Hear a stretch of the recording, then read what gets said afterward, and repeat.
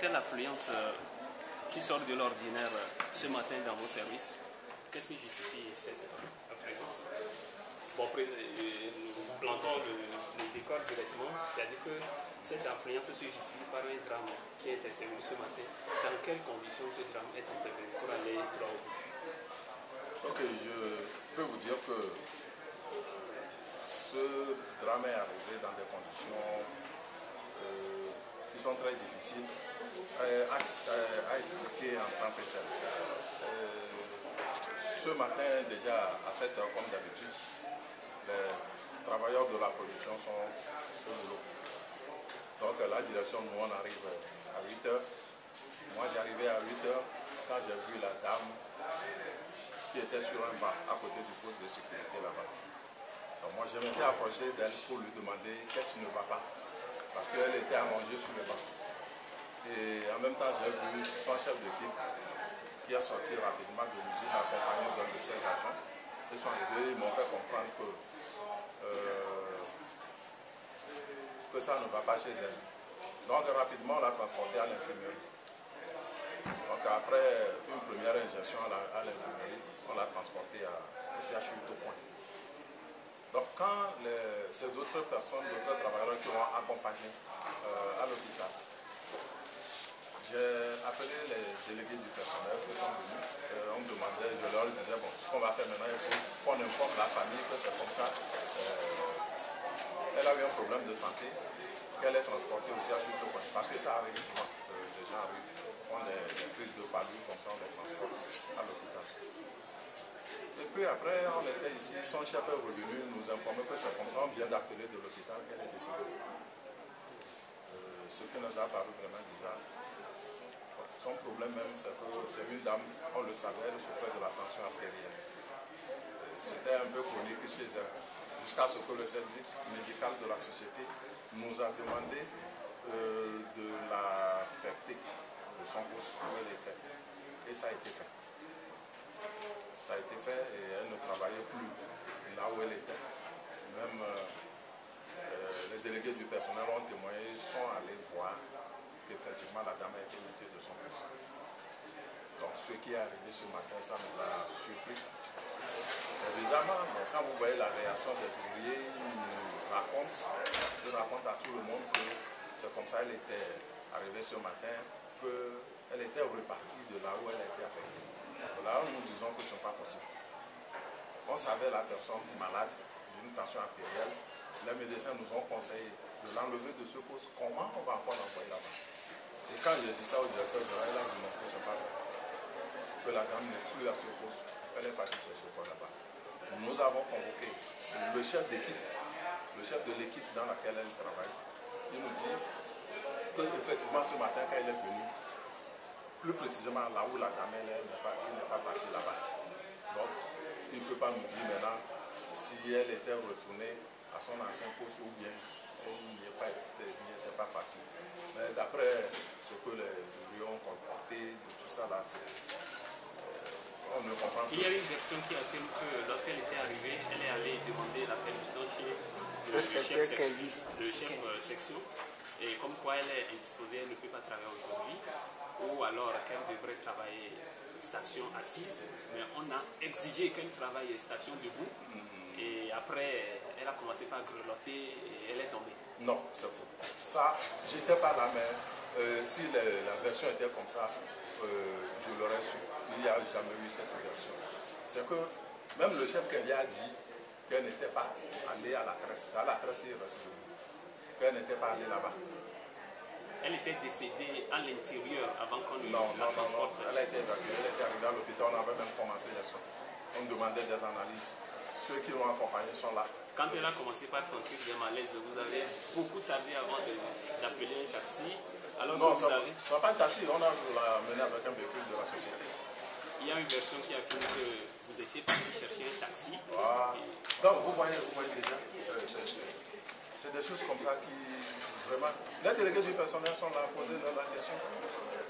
Ceux qui l'ont accompagné, les membres de santé et sécurité, ils sont là. Même celui qui l'a même porté au dos pour aller mettre dans la voiture, lui n'est même pas, il n'est ni délégué ni du comité santé et sécurité. C'est un ouvrier, c'est lui qui est venu le prendre,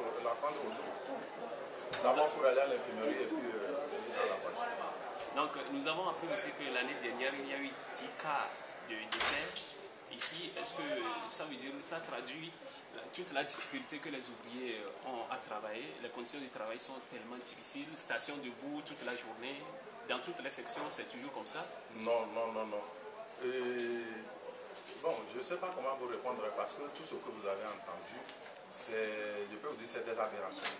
Est-ce qu'il y a eu des cas de décès? Il y a eu des 10 décès.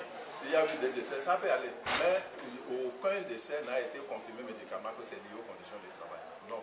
Les gens ont par exemple, il y a une dame qui était décédée parce que c'est la tension aussi qu'il avait prise dans les toilettes là-bas. Nous avions appris aussi qu'il y avait eu des licenciements, que certains ont demandé pour que ces filles s'assoient, vous les avez licenciés. C'est vrai? Non, non, non, non. Ça, c'est notre cas. Il y avait les gens là, c'est pour autre chose. Ce n'est pas le fait que les gens sont assis ou debout. Non. C'est pas ça.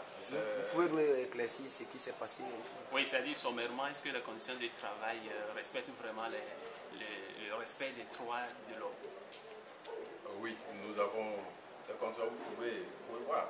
Mais ce que les gens exagèrent maintenant dans cette affaire, si les choses étaient comme ça, je ne pense pas que les gens puissent rester ici travailler. Je ne pense pas. La chose n'est pas comme ça. Il ne faut pas qu'on exagère.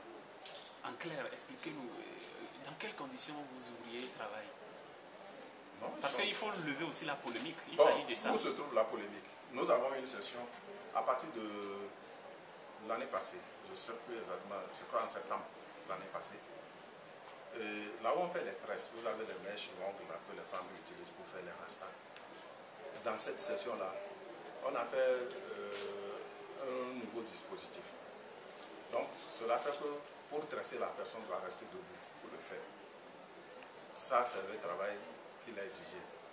Maintenant, quand on a institué, les délégués du personnel étaient venus à la direction ici demander quelle amélioration on va apporter à ce système. Parce qu'il est inconcevable qu'une personne vienne au boulot maintenant que la personne reste debout pendant 8 heures. Et quand il y a les supplémentaires, ça va s'arrêter. Donc ça a été beaucoup discuté entre les délégués du personnel et la direction. Donc qu'est-ce qui a été décidé finalement? Le travail, c'est que les gens vont rester debout pour le faire. Mais nous avons une table d'emballage. Après, vous pouvez vérifier ça dans l'usine. Il y a la table d'emballage. Il y a des gens tout autour de la table. Donc, on a fait de sorte que celles qui sont assises, qui font l'emballage, à un moment donné, se lèvent pour aller relayer ceux qui sont à la tresse. Et celles qui sont à la tresse, elles aussi, elles reviennent à la table d'emballage. C'est comme ça le système.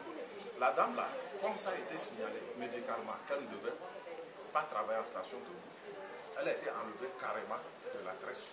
Elle ne travaille qu'à l'emballage. Vous voyez, donc, et quand le problème est arrivé, on a tellement colporté les choses que certains de vos confrères. En somme, combien d'heures un ouvrier à l'INA travaille par jour? Nous avons le temps normal à 8 heures, nous travaillons de 7 heures à 16 heures, avec la pause d'1 heure à midi. Et maintenant, souvent, compte tenu des exigences, nous leur demandons de faire des heures supplémentaires. Qui sont payées? Naturellement, les gens ne peuvent pas faire des heures supplémentaires qu'on ne va pas payer. Sinon, nous avons nos fichiers de calcul de salaire. Vous pouvez vérifier ça, il n'y a pas de problème. Il se pose aussi un autre problème, puisque c'est le moment de tout déballer et puis permettre à l'opinion de se faire une juste idée de tout ce qui se passe. Ouais. Et certains affirment qu'il y a 7 ans, 10 ans, ils sont toujours contractuels, ils n'ont jamais été engagés, ce qui fait que leurs conditions de vie ne s'améliorent jamais. Ils sont toujours stagnants au même salaire, plus de 10 ans après. Bon, ça là, nous ne pouvons pas dire que il n'y a pas de difficulté sur ce plan. Nous avons un effectif de travailleurs. Vous savez, nous utilisons une grande quantité de main-d'œuvre. Donc, il est vrai qu'il y a certains, on leur fait leur contrat, mais ça prend du retard. Mais le problème, ça ne veut pas dire qu'on peut dire à celui qui est là aujourd'hui de partir à la maison. On ne peut plus, on ne peut pas le faire.